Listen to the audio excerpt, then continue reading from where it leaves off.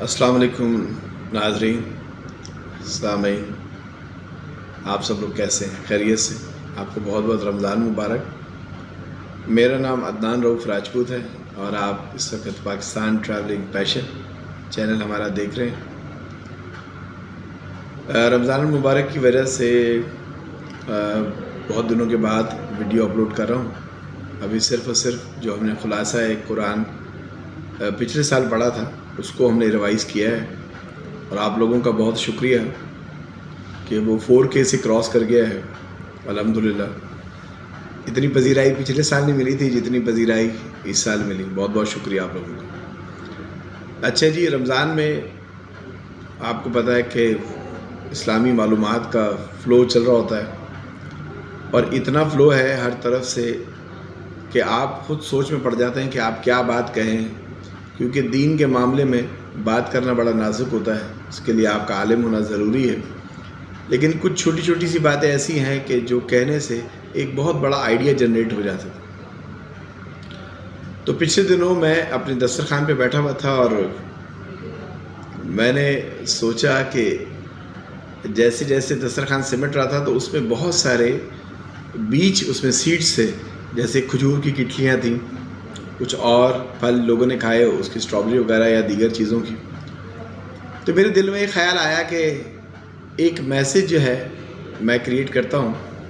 हो सकता है कि ये मैसेज अगर वायरल हो जाता है और लोगों तक फैल जाता है तो रमज़ान में अप्रॉक्स ख़त्म होने में 15 दिन रह गए होंगे, 15-16 दिन, और अगर ये बात लोगों को सही तरह समझ आ जाती है और 24 करोड़ या 25 करोड़ आवाम में से सिर्फ चंद हज़ार लोग भी ये अगर काम करते हैं तो अगले साल अल्लाह के हुक्म से इस तरह हो जाएगा कि लोगों को फ्रूट ख़रीदने की ज़रूरत नहीं होगी। आप सोच रहे होंगे भाई ये कौन सी बात करने जा रहा है। मैं सादा और आसान सी बात ये कर रहा हूँ कि आपके घर में जो भी फ्रूट आ रहा है, आप अपने घर में जो ख़वातीन हैं, आपकी बेगम साहिबा हैं, आपकी बहन है, आपकी वालदा हैं, आप उनसे कहें कि ये जो फ्रूट के जितने सीड्स निकल रहे हैं, चाहे वो पपीते के हैं, चाहे वो सेब के हैं, चाहे वो दीगर फलों के हैं, ख़ास तौर पे खजूर के हैं, तो आप ऐसा करें कि ये सारे आपने बीज एक बास्केट के अंदर रख देने और उसको धो के सुखा लें और वो शॉपर में रख लें। सबसे पहले आप देखें कि आपके अतराफ़ में अगर जगह ऐसी है कि जहाँ पर आप वो दरख्त की सूरत में लगा सकते हैं तो वो बीज जाके आप लगा दें, क्योंकि दरख्त लगाना भी सुन्नत है और इंसान के मरने के बाद भी वो उसको सदका जारिया के तौर पर उसको फ़ायदा देता है।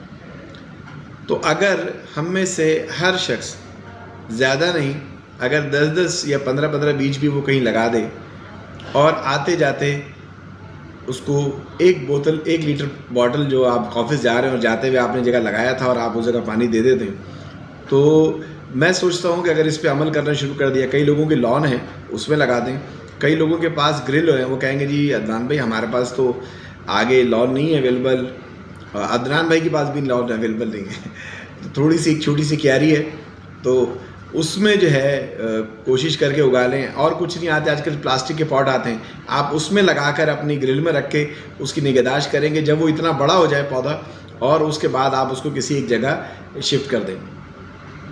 और अगर आप ये भी नहीं कर सकते तो कम से कम आप लगा लें। अगर वो पौधा किसी पोजीशन पे हो जाता है तो मैं आपसे खुद ले लूँगा, क्योंकि मेरे पास बहुत सारी जगह है बलूचिस्तान में, यहाँ फैक्ट्री की तरफ, तो वहाँ मैं पौधे लगा दूँगा। अगर हर शख्स अपने हिस्से का काम एक कर ले और कुछ भी नहीं करना, घर में फ्रूट कट रहा है वो बास्केट में उन्होंने रखा और पानी से धोया और उसके बाद उसको सुखा के आपको दे दिया, आपने कुछ नहीं किया, एक छोटे छोटे से पॉट लाए, घर में बेकार बर्तन जो पड़े हैं फालतू उसमें लगा दें, जो प्लास्टिक की मिनरल वाटर की बॉटल है उसको काट के आप उसमें भी लगा सकते हैं। सिर्फ उसकी ग्रोथ चाहिए, कुछ दिनों के बाद उसमें से एक पौधा निकल आएगा। जब वो पौधा तकरीबन इतना बड़ा हो जाए तो उसको क्यारी में शिफ्ट कर दें या आसपास आप ज़मीन दे के लगा दें। और कई सरकारी ज़मीन आपके ऑफिस जाते हुए, रास्ते में आते हुए, बहुत सारी ज़मीन ऐसी है कि जहाँ पर वो आप सिर्फ 1 मिनट गाड़ी से उतर के मोटरसाइकिल रोक के आप वो जो पौधा आपने उगाया वो उसको लगा दें और उसके साइड पे कोई बास्केट या कोई चीज़ ऐसी लगा दें कि फ़ौरन कोई ना कोई परिंदा या कोई जानवर उसको खा ना ले। और आते जाते सिर्फ आप एक बॉटल ले लें, अपनी कैरी में डाल दें, उस पॉट में डाल दें या आते जाते उस पौधे को पानी दे दें। आप देखें जब कोई रूह लग जाती है ना उसका ज़िम्मा परवरदिगार के हाथ में है, क्योंकि ये जो पौधे हैं ये जिंदा हैं, लिविंग थिंग्स में आते हैं। तो जब उसको अल्लाह ताला ने उसको जान बख्श दी है तो उसका रिस्क का भी इंतज़ाम परवरदिगार करेगा। तो आप इस बात पे ईमान रखिए, जब आप लगाएंगे इस तरह तो हो सकता है कि अगले साल में, क्योंकि पपीता ऐसा है कि 1 साल के अंदर फल देना शुरू हो जाता है। मैं कुछ हमारे एक चाचा हैं खान मोहम्मद जोखियो साहब, उनके गांव से मैं कुछ पपीते के बीज लेकर आया था और वो मैंने यहाँ लगाया। अगर वो मेरे पास कुछ पिक्चर्स हों तो मैं आपको शेयर करूँगा इसमें। वो उसमें आपकी नज़र जहाँ से शुरू होती है जहाँ ख़त्म होती है वहाँ सिर्फ उसमें सिर्फ फल ही फल लगा हुआ था, और वो सारे हमारे वर्कर ने खाया। मैंने पूरा एक छोटा सा खेत बनाया हुआ था और उस खेत में सब्ज़ी लगाई हुई थी, वो भी अंडर कंस्ट्रक्शन वेयर हाउस था हमारा। तो मैंने उसमें हल चलवा के और उसमें पौधों की छोटी छोटी सी कनीरी लगा दी थी। तो कुछ दिनों के बाद ये हुआ कि वहाँ हमारे पास ईरानी भिंडी निकल आई थी और तोरियाँ लगी हुई थी, कद्दू लगे हुए थे और मुख्तलिफ़ किस्म की मिर्चें लगी हुई थी। और ये सब चीज़ें शाम को जब वर्कर जाते थे तो फ़ी सबीलिल्लाह वो उसको तोड़ते थे और तोड़ के लेके जाते थे, लेकिन वो किसी वजूहात की बिना पर वहाँ पर पानी की कमियाबी हो गई तो वो चीज़ हम कर नहीं सके। तो अभी भी मेरे पास मेरे ऑफिस के बाहर भी एक मैंने छोटी सी नर्सरी बनाई हुई है और दराज.pk से बहुत सारे बीज अवेलेबल हैं, वो मंगा लें आप तो भी हो सकता है। लेकिन ये तो भी रमज़ान का सीज़न चल रहा है, ये सारी गिटलियाँ कचरे में चली जाती हैं। अगर आप लोग ये सारे बीज इकट्ठे कर लें, उसमें से जितने आप लगा सकें, बेशक आप उसको अपनी डब्बी में बंद कर रख लें, जहाँ आपको जगह मिले अपनी गाड़ी में छोटी सी रख लें, इतनी सी डब्बी में, एक पैकेट में, जहाँ आपको नज़र आता है कि यार यहाँ पर पौधा लग सकता है, तो आप जब लगा देंगे ना तो कोई ना कोई उसको पानी ज़रूर देगा, आप भी पानी देंगे। और आप देखेंगे कुछ दिनों के बाद मैं देखता हूँ, क्योंकि मेरी एक ऑब्जर्वेशन थ्योरी बहुत ज़्यादा है। तो मैं 2007-8 से कराची से जब बलूचिस्तान की तरफ आता हूँ तो मैंने कई जगह देखा कि टायर पंचर वाले कुछ, अगर एक पौधा कहीं लग गया है तो वो उठ के उसको पानी दे रहे होते हैं, उसमें अपना बचा हुआ पानी डाल रहे होते हैं। तो ये एक ऐसी तहरीक है।